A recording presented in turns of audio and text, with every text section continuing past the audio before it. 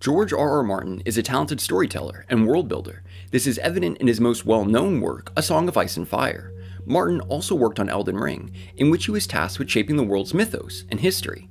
These two narratives share similar connections as they come from the same source. Martin's past novellas highlight a trend of recycling themes, characters, and ideas from his previous works into his new material. For instance, Martin uses telepathy across multiple stories, like in A Song for Laia, Night Flyers, Tough Voyaging, and 7 Times Never Kill Man. Telepathy is a pseudoscientific ability to communicate information to another without using any known human sensory channels or physical interaction. Telepathy is also found within A Song of Ice and Fire, as a skill associated with skin changers. Skin changers have the ability to enter the mind of another beast and influence its actions. For instance, a warg is a skin changer able to enter the mind of a wolf or dog, like how Jon Snow wargs into his direwolf. If a skin changer is killed while inhabiting a creature, a part of his consciousness will remain in said creature. Seizing the body of another human is considered the worst abomination in the unwritten code of the free folk skin changers, like how Bran Stark inhabits the body of his servant, Hodor. In A Song of Ice and Fire, skin changing is introduced through the power of dreaming, like with wolf dreams and dragon dreams. An untrained skin changer may unconsciously enter the mind of an animal, especially while asleep, if the bond exists between the two. Dreaming is crucial to the narrative of A Song of Ice and Fire as it allows characters to gain new insights in the form of prophetic visions as they sleep.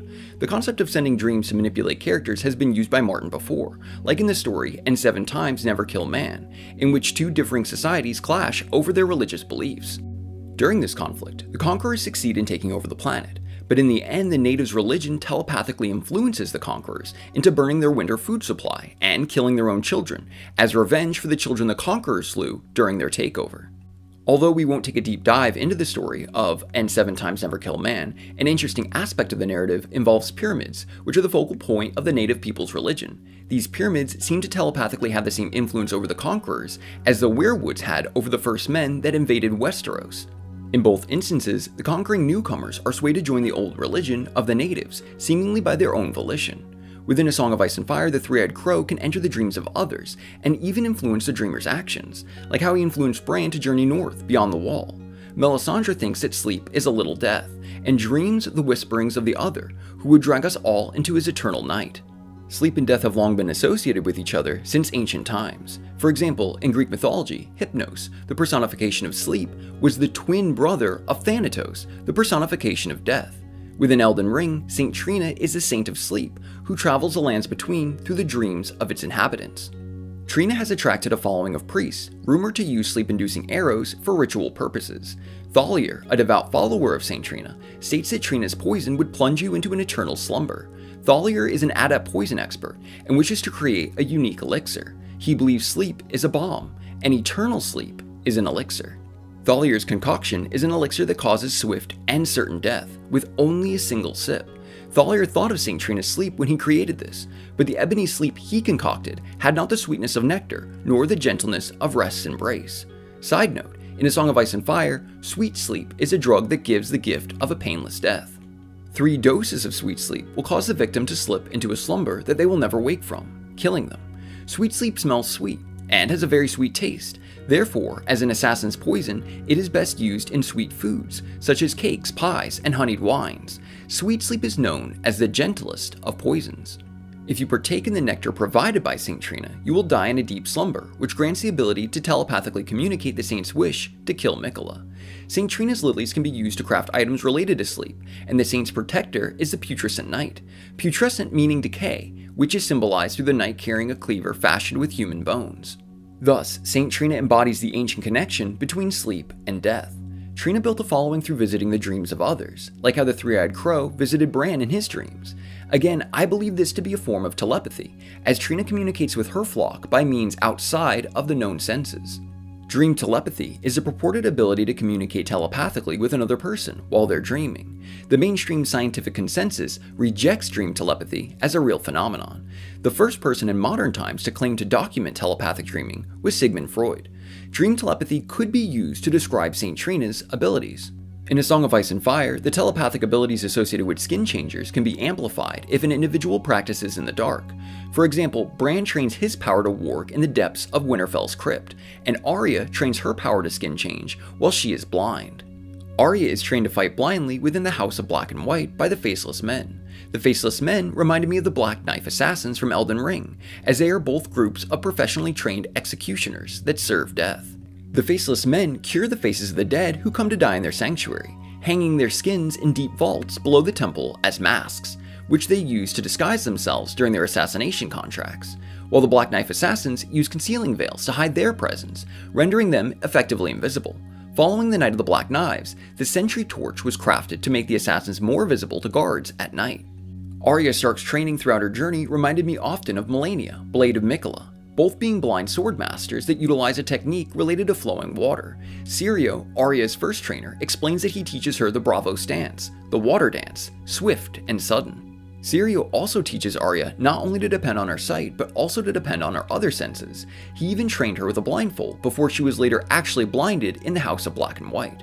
Meanwhile, in the lands between, Malenia trained with the Blue Fairy, a blind swordsman, to learn the waterfowl dance. Due to the Scarlet Rot, Malenia's eyes have decomposed, making her a blind sword master as well, although Arya later regains her vision, unlike Malenia. Radahn's physical attributes reminded me of Sir Gregor Clegane. Gregor is a freakishly large man, and for this he is often known as the Mountain that Rides. He has arms thick as the trunk of small trees, and a voice like stone breaking. The Mountain's strength allows him to wield a 6-foot, two-handed greatsword with just one hand, and he has excellent warrior instincts. The Mountain is solitary, never leaving his own lands except for wars or tourneys. He is later killed with the use of manticore venom, thickened with sorcery to draw out his death. The manticore is an insect that lives in the islands of the Jade Sea. Qyburn, a former Meister of the Citadel that was stripped of his position due to performing necromancy, takes Gregor's body down to the dungeons below the Red Keep to continue studying the poison. Following the Mountain's death, Qyburn announces that a new massive champion will be joining the ranks of the Kingsguard to serve the Lannisters in Sir Gregor's place. Other members of the Guard claim their new brother does not eat, sleep, drink, or even visit the privy. He is never seen without his armor and never removes his helm. At no time has he ever spoken, and it is claimed by Qyburn that he has taken a holy vow of silence. The new knight, dubbed Robert Strong, is none other than the reanimated corpse of the Mountain. Meanwhile, Starscourge Radahn is a giant of a man with enough strength to wield two massive greatswords, one in each hand. Sir Gideon Ofnir states Radahn is a ferocious warrior, and War Counselor E.G. states Radahn was once hailed as the mightiest demigod of them all.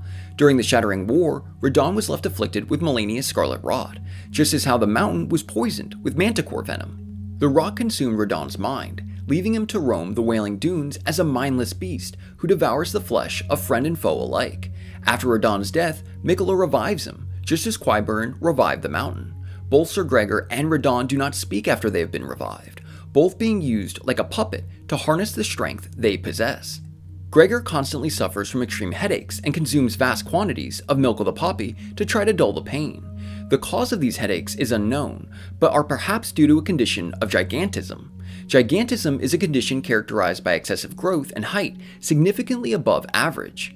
Gigantism can cause severe or recurring headaches due to pressure from a pituitary gland tumor on nerves in the brain.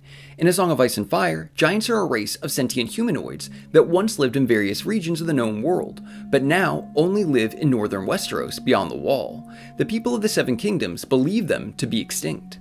Just as the wall divides the giants from Westeros in A Song of Ice and Fire, a similar wall blocks the northern mountaintops of the giants from the rest of the lands between in Elden Ring. The fire giant we slay to gain entry into the Erd Tree was in fact the sole survivor of the war against giants. Upon realizing the flames of the Forge would never die, Queen Marika cursed him to tend the flame for all eternity. In A Song of Ice and Fire, the last of the giants is a song sung by the free folk. The song explains that all the giants are now gone, as the small folk have stolen their forests, rivers, and hills, how the small folk built a great wall through their valleys, and how the giants were hunted day and night. The poem listed here reminded me of the Golden Order's treatment of the fire giants. Albeit not a strong connection, but a fascinating one, was the inclusion of turtles within both A Song of Ice and Fire and Elden Ring. In A Song of Ice and Fire, the Ronar are one of the three major ethnic groups from which the humans of Westeros descend. They were once a culture of river-faring people who dwelt on the banks of the immersed river Rhone in Essos. The Ronar worshipped a number of river-themed nature gods. Their primary god was Mother Rhone, or Mother River, the personification of the river Rhone itself. Other lesser gods include the Old Man of the River, a turtle god. The giant turtles that lived in the river of Rhone are named after him. According to legend, the first of the Rhonish Wars, specifically the First Turtle War, began when the Valyrians killed one of these gigantic turtles. Additionally, the sigil of House Estermont includes a turtle, and the sigil of House Tudbury includes a tortoise. In George R. R. Martin's youth, he lived in a federal housing project that didn't allow for dogs or cats as pets, so he instead owned dime store turtles. His turtle enclosure contained a toy castle. The turtles were unfortunately short-lived, and Martin crafted a narrative from this experience in which the turtles were competing for the turtle throne to become the Turtle King. This was his first fantasy story, titled Turtle Castle. Martin often wears a hat with a turtle pin and has claimed that turtles have always been his sigil. Side note, Martin created the character Great and Powerful Turtle for the Wildcard series. Known as Turtle or the Turtle, his real name is Thomas Tudbury. Again, House Tudbury in A Song of Ice and Fire has a tortoise as their sigil. Thomas first exhibited his telekinetic powers within his adolescence, originally thinking that his pet turtles had the ability to fly unsupported by their own means. In Elden Ring, turtles are abundant throughout the lands between, their bodies used to craft items and shields. The turtle is viewed as a symbol of tirelessness. Its meat is used to craft items that assist with stamina recovery. Of course, we also have Muriel, Pastor of Vows, a gigantic ancient tortoise wearing a large white mitre. Muriel is a gentle soul and will happily assist the Tarnished in learning more about both sorceries and incantations. Muriel is also an excellent source of lore on Rennala, Queen of the Full Moon, and her former husband Radahn of the Golden Order.